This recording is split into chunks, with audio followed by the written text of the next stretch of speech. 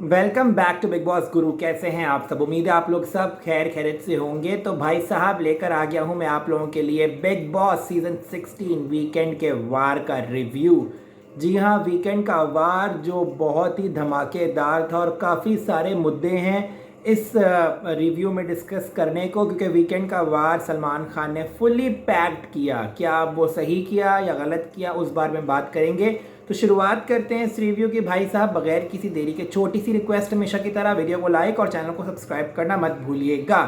सबसे पहले हम एक एक करके हर मुद्दा डिस्कस करेंगे। ओवरलैपिंग नहीं होगी कि पहले मैं आखिरी मुद्दे की बात करूं या पहले मुद्दे की बात करूं। जिस तरह से एपिसोड गया उस हिसाब से जो 4 मुद्दे जो बहुत बड़े मुद्दे हैं उस बारे में एक एक करके डिस्कशन हम लोग शुरू करते हैं। सबसे पहले हम बात करते हैं वहाँ पे जो सलमान खान ने साजिद खान को प्यार प्यार से पैम्पर किया, समझाया और सारी की सारी गलतियां उसकी माफ़ कर दी, और जो उसका एक नेगेटिव रूप हमारे सामने आया था उसको पॉजिटिव बना के पेश करने की कोशिश की गई। और किस तरह से अपने उन्होंने फेवरेट सदस्य को हर उस चीज़ से मुक्ति दे दी जिस चीज़ पे उसको पकड़े जाना चाहिए था। सबसे पहले हम बात करते हैं कि जो साजिद खान के बारे में एक एक करके सबसे पूछा, उसके बाद साजिद खान को समझाया कि आप हिपोक्रेट लग रहे हो, आप कुछ बोलते नहीं हो, ये नहीं करते। ये सब कुछ क्या था? ये तो डिस्कस करने वाली बातें थी ही नहीं जो इस पूरे मुद्दे को जिस तरह से डिस्कस किया गया। जो मेन मुद्दा था, जो साजिद खान ने गौतम की कैप्टेंसी में गालियां दी। सबसे पहली बात तो इस बारे में होनी चाहिए थी कि जो गालियां दी गई शालीन के द्वारा और साजिद खान के द्वारा, वो आप लोगों को डिस्कस करनी चाहिए थी। उस बारे में आपको साजिद को बोलना चाहिए था। प्लस जो उसने मिडिल फिंगर दिखाई गौतम को, 2 सीज़न पहले आपने रुबीना दिलेक की वाट लगा दी थी एक सिर्फ पिंकी फिंगर दिखाने पे, लेकिन आपने साजिद खान को जिसने पर्पसली वो मिडिल फिंगर दिखाई, आपने उसको कुछ भी नहीं कहा। तो ये बहुत बड़ा सवाल है मेकर्स के लिए या सलमान खान के लिए कि अगर आपने इसी तरह अपने लाए हुए कंटेस्टेंट को सपोर्ट करना है तो फिर उसकी नेगेटिव पॉइंट्स हमें स्क्रीन पे मत दिखाओ कि हमारा और गुस्सा बढ़े, क्योंकि आप लोग तो उसको कुछ कहने वाले हो नहीं। अपने फेवरेट्स को आप आराम से लेके निकल रहे हो, और ये चीज़ साफ वाजे है कि जो घर में मुद्दे उठाने वाले नहीं होते वीकेंड का वार में वो मुद्दे उठ रहे होते हैं, और जो मेन मुद्दे पूरे हफ्ते घर के अंदर हुए होते हैं वो आप उठाते ही नहीं हो, क्योंकि वो आपके फेवरेट्स ने गलतियां की होती हैं। पहला मुद्दा जो डिस्कस होना चाहिए था वो जो साजिद खान ने मिडिल फिंगर दिखाई, दूसरा जो उसको गालियां दी, तीसरा जो उसने खाने पे स्टैंड लिया था कि मैं खाना नहीं खाऊंगा, और भूख हड़ताल में शिव, स्टैन, गोरी, निम्रत, अब्दू और साजिद खान थे। चलो अब्दू और निम्रत ने फिर भी खा लिया था। उन्होंने जो अंदर जाती है अपना पिज़्ज़ा देख के स्टैंड बदला, उस बारे में डिस्कस ही नहीं हुआ। और ना ही उस पिज़्ज़ा पार्टी के बारे में घर वालों को कुछ बताया गया कि इन्होंने आप लोगों के सामने नाटक किया है स्टैंड लेने का, और अंदर जाके उन्होंने पिज़्ज़े फोड़े हैं।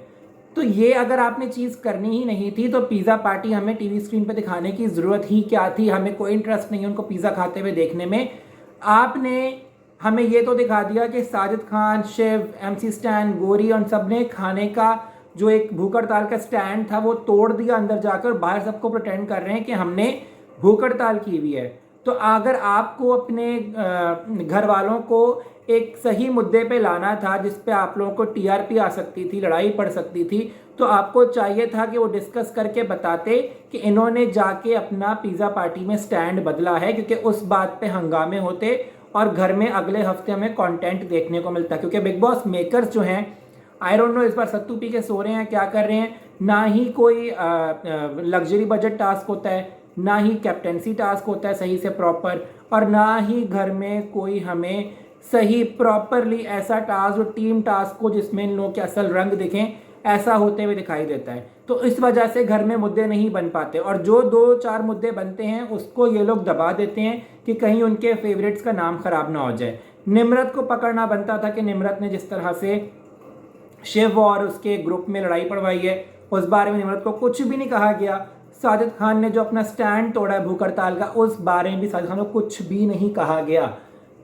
ये मुझे समझ से बाहर है कि आप इतना सपोर्ट इन लोगों को क्यों कर रहे हो। ये लोग भी कंटेस्टेंट्स हैं, बाकी लोगों की तरह खेलने आए हैं, लेकिन एक बेजा सपोर्ट दिखती है शिव, निम्रत और साजिद के द्वारा इवन अब्दू के द्वारा, अब्दू ने जो सुम्बुल को मैन बोला था उस बारे में भी अब्दू को बोलना चाहिए था कि यहाँ तुम गलत जा रहे हो, ये चीज़ तुम्हें नहीं बोलनी चाहिए। लेकिन अब्दू को भी उस मामले में नहीं दिखाया गया कुछ भी समझाते हुए, क्योंकि अब्दू कैप्टन है और अब्दू टीआरपी ला रहे, तो अब्दू को उसकी गलतियों से भी टोका नहीं जाएगा जहाँ तक मुझे लग रहा है।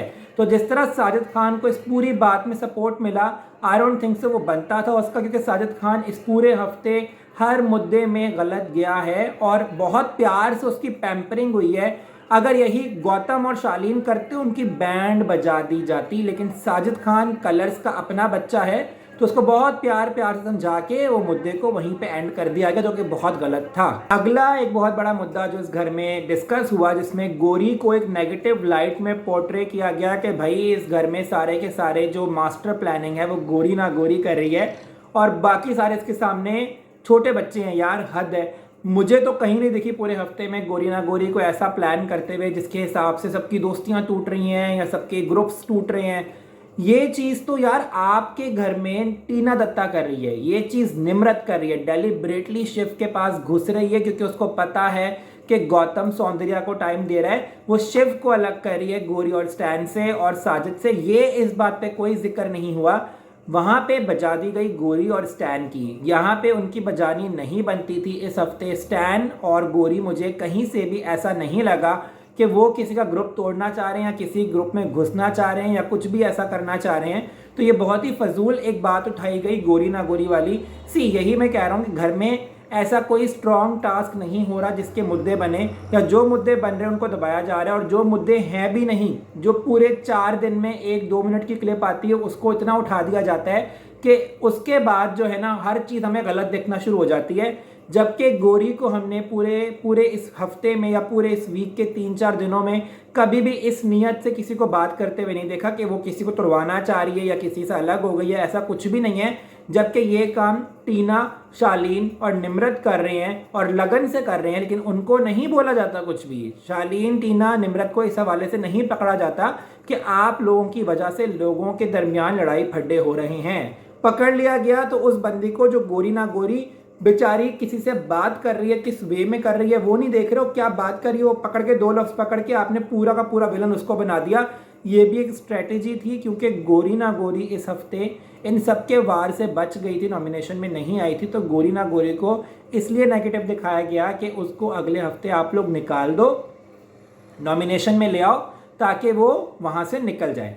फिर बात आती है अब्दू और शिव जो गोरी ना गोरी के और स्टैन के मैटर में डिस्कशन कर रहे थे। अच्छा, अब्दू को आधी बातें समझ में नहीं आती, जो प्रियंका बोलती है वो सही बोलती है कि शिव और साजिद उसको समझाते हैं। आज हमने देखा जिस तरह से शिव ने अब्दू को समझाया, लिटरली अब्दू को लैंग्वेज बैरियर है हमें नज़र आता है, लेकिन जिस तरह से जो बात है आप उस तरह से समझाओ। अब्दू को अब जो शब्द बोलोगे ना वो शब्द उसके दिमाग में बैठ जाएंगे। अब्दू ने बोला कि okay we 3 are friends and these 2 are here there. Shiv ने ऐसा समझाया अब्दू को ताकि अब्दू के दिमाग में ये बात बैठ जाए कि अब्दू लोगों के लिए ग्रजेस रख के बैठता है।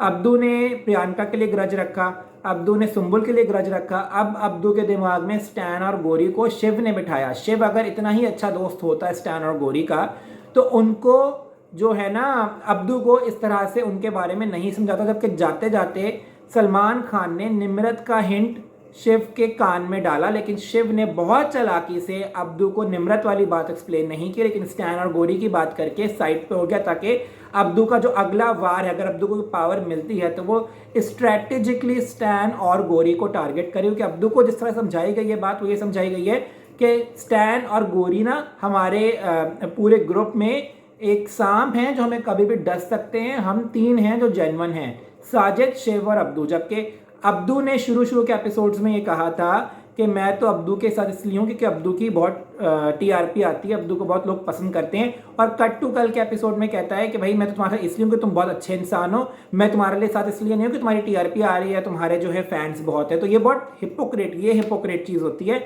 ये नहीं जो साजिद कर रहा है, साजिद तो चलो जैसा भी गेम खेल रहा है वो स्टुपिडिटी है, लेकिन आप ये चीज़ें भी हाईलाइट करो। अगर हमें दिखा रहे हो तो आप मुद्दे उठाओ, चाहे आप सलमान खान के द्वारा उठाओ या ऑडियंस कॉल करवाओ ताकि ये मुद्दे उठें, ताकि हर एक की रियलिटी सामने आए। और मैं आपको लिटरली कह रहा हूँ कि अब्दू ने करना वही है, जो साजिद और शिव ने उसको या निम्रत ने उसको बोलना है। तो अगर घर वाले अब्दू को ये कहते हैं कि तुम उनकी सुनते हो तो ये कोई गलत चीज़ नहीं है, अब्दू वाकई ही उनकी सुनता है और वही करता है जो शिव, साजिद और निम्रत कहते हैं। इस बात पे तो कोई दो राय नहीं है। अब आते हैं जो आगे एलिमिनेशन का टास्क आया और उसमें जो सौंदर्या गौतम के मुद्दे को इतना बड़ा बना के पेश किया गया। तो भाई बात यह है कि आप लोगों ने बचाना था सुम्बुल को बेसिकली, जिसकी वजह से आपने एक स्टुपिडिटी वाली हरकत की कि आपने एलिमिनेशन का इतना बेकार टास्क रखा।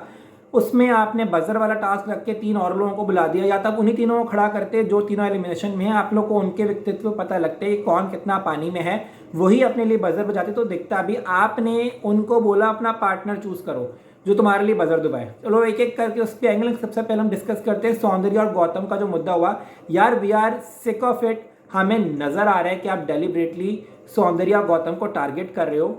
इतना बड़ी कोई हरकत नहीं है या इतनी बड़ी कोई बात नहीं है जो आप उन्हीं के ऊपर टारगेट कर रहे हो।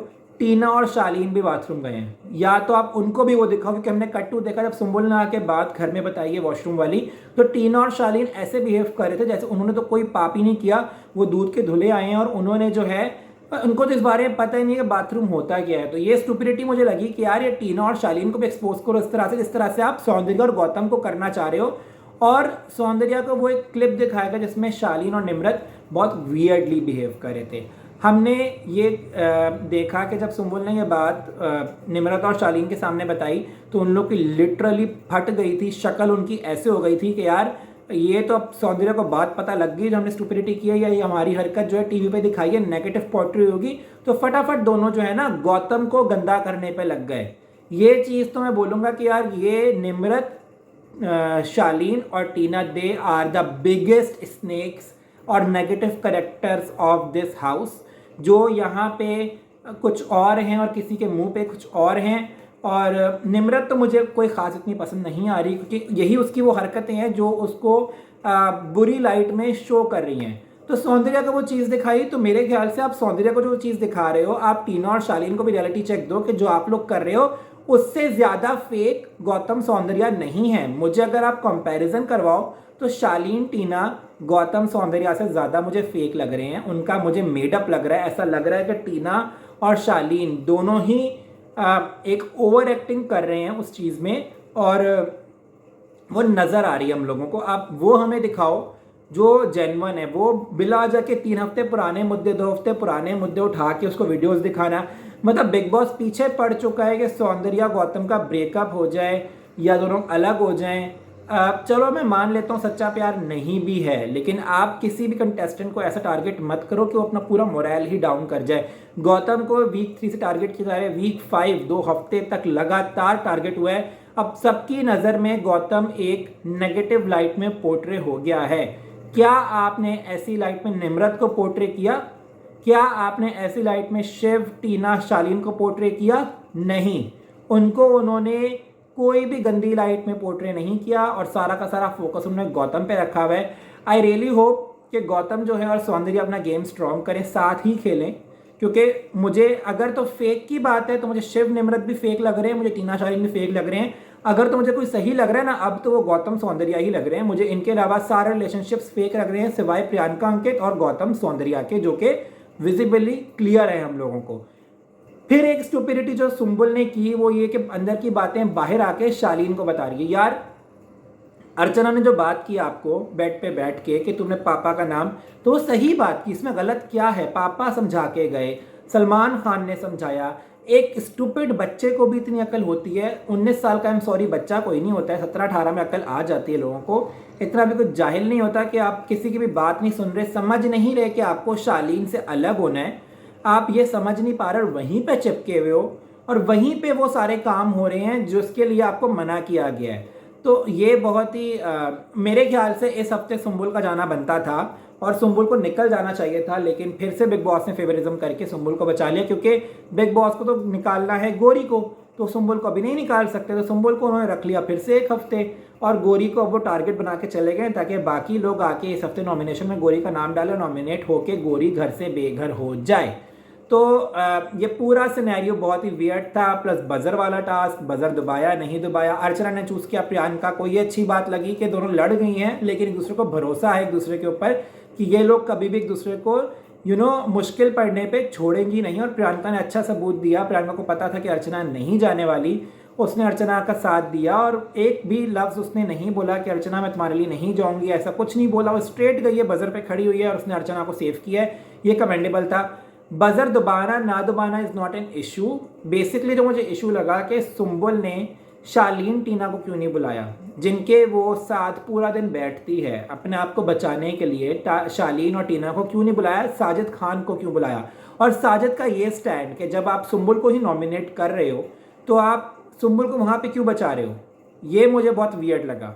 ये था तीसरा मुद्दा। अब आते हैं आखिरी मुद्दे पर जो शिव और प्रियंका का मुद्दा है। देखो प्रियंका सारे एनिमीज उसके सेट हैं, उसके दोस्त सेट हैं, उसके मुद्दे सेट हैं। प्रियंका स्टेबल हो चुकी है इस गेम के अंदर। शिव की स्टेबिलिटी नहीं दिख रही, शिव के साथ कोई भी पंगे नहीं ले रहा। शिव क्या कर रहा है, शिव लोगों की लड़ाइयों की कमेंट्री चुप करके बैठ के पीछे से करता है। शिव के साथ कोई भी 1-to-1 नहीं हो पा रहा है इस गेम के अंदर। तो शिव ने अपना टारगेट ढूंढा प्रियंका को। प्रियंका साजिद खान से बात करी थी कि हमें एक दफ़ा सोचना चाहिए था बजर दबाने से पहले, क्योंकि आपने ही सुम्बुल को नॉमिनेट किया था और आपने ही उसको बचाने के लिए बजर दबा दिया। तो मैंने इसलिए दबाया कि भाई मेरी अर्चना से कोई लड़ाई नहीं है तो मैं उसको क्यों निकलने दूं बिला वजह, जबकि आप लोग ही इस बारे में नहीं सोच रहे। गौतम ने अगर बजर दबा ही दिया था, मुझे और आपको दबाना नहीं बनता था, एक बजर पे एक एलिमिनेशन हो जाती। प्रियंका ने सही बात बोली क्योंकि प्रियंका ने बजर पहले नहीं दबाया, प्रियंका ने आखिर में दबाया। 2 में वैसे ही 25 लाख कट चुके थे, तो वो अगर बजर ना दबाती तो अर्चना गेम से आउट होती। तो प्रियंका ने सिर्फ साजिद खान को ये समझाने के लिए गई, पीछे से उसका स्पोक्स पर्सन शिव आ गया। शिव ने, देखो मैं शिव को भी गलत नहीं कहूँगा, शिव ने भी अपना एक टारगेट ढूंढा और उस पर शुरू हो गया और उसने यही बोलता रहा अगर प्रियंका बोलती है तो मैं क्यों नहीं बोल सकता। तो चलो फेयर इनफ, ये बात सही है, लेकिन जो आप जिस तरह से उंगली दिखाते हो बिल्कुल मुंह पे चढ़े हो ना, वो गलत था। मुझे पूरी की पूरी सिचुएशन याद आ गई बिग बॉस नंबर 14 की, जिसमें राहुल वैद्य रुबीना दिलेक पे चढ़ता है। हमें प्रियंका की पर्सनैलिटी दिखती है रुबीना वाली, लेकिन Shiv I am so sorry to से उसके वोकल्स, उसकी वॉइस राहुल वैद्य जैसी नहीं है। राहुल वैद्य अपने वर्ड्स में बहुत क्लियर है लेकिन शिव नहीं है। और शिव ने वही करने की कोशिश की जिस तरह वो कपल था अभिनव और रुबीना का, जिसमें अभिनव थोड़ा सा जो है एक धीमा करेक्टर था, रुबीना थोड़ी लाउड थी। जैसे प्रियंका लाउड है, अंकित धीमा है, तो शिव ने सोचा कि क्यों ना मैं राहुल वैद्या वर्सेस रुबीना चलाऊं। वो गया, उसने अभिनव को जिस तरह वो नल्ला बोलता था, इसने अंकित को पोपट बोला। तो ये मुझे बहुत ही मेडअप लगा शिव की तरफ से। आप बीच में घुसे हो वो सही है, लेकिन आप जो आगे से बातें कर रहे हो वो ऐसा याद दिला रहा है कि ये राहुल वर्सेस रुबीना चल रहा है। लेकिन आई एम सॉरी, राहुल में ना एक स्पाइन थी, टू बी ऑनेस्ट, एक उसके वोकल्स थी, एक वॉइस थी, मुझे शिव की वो नहीं दिखती। तो शिव मुझे ऐसा लग रहा था कि वो घुस रहा है लड़ाई में और जान के उसको फुटेज चाहिए प्रियंका से। तो भाई प्रियंका शाइन कर गई, शिव को उसने बातें भी सुना दी और शिव वहाँ पे चुप करके बैठ गया। बाद में अपनी मंडली ले जाके प्रियंका के बारे में गॉसिप्स कर रहे हैं निम्रत, टीना, शालीन और साजिद से। अब मुझे एक बात बताएं, शिव शालीन का दुश्मन है, शालीन के सामने वो बात कर रहे हैं प्रियंका के बारे में, तो ये कहाँ का स्टैंड हुआ शिव का? ये तो मुझे बात ही समझ में नहीं आई। अगर हम लोग शिव को सपोर्ट भी कर रहे हैं तो शिव अपना स्टैंड पे तो खड़ा रहे, अपनी बात जो वो कर रहा है उस पर तो कायम रहे। मुझे तो कहीं से नज़र नहीं आया कि शिव ने कोई सही बात बोली या कोई ऐसी बात बोली जो प्रियंका को असर कर गई। प्रियंका तो फिर भी ऊपर चढ़ के आया, जो शटअप उसने बोला वो ट्रेंड कर गया ट्विटर पे। सब लोग शटअप शटअप शटअप ट्रेंड कर रहे हैं और शिव को पता लग जाना चाहिए कि यार प्रियंका के फैंस या प्रियंका इतनी हल्की नहीं है कि शिव उसको ओवर पावर कर लेगा। अब हमने एंड में देखा कि सुम्बुल और अर्चना की लड़ाई हुई है, अब्दू को अर्चना ने एक गुस्से में ले आई है। ये तो हम लोग देखेंगे जब एपिसोड ऑन एयर होगा। फिलहाल आप लोग मुझे कमेंट करके बताएं कि रिव्यू कैसा लगा और आप लोग किसको सपोर्ट कर रहे हैं सीजन में और किसको निकलते हुए देखना चाहते थे लेकिन एलिमिनेशन रुक गई। मैं आप सबके कमेंट्स पढ़ूंगा। वीडियो को लाइक और चैनल को सब्सक्राइब करना मत भूलेगा। इजाज़त दीजिए मुझे, तब तक के लिए गुड बाय।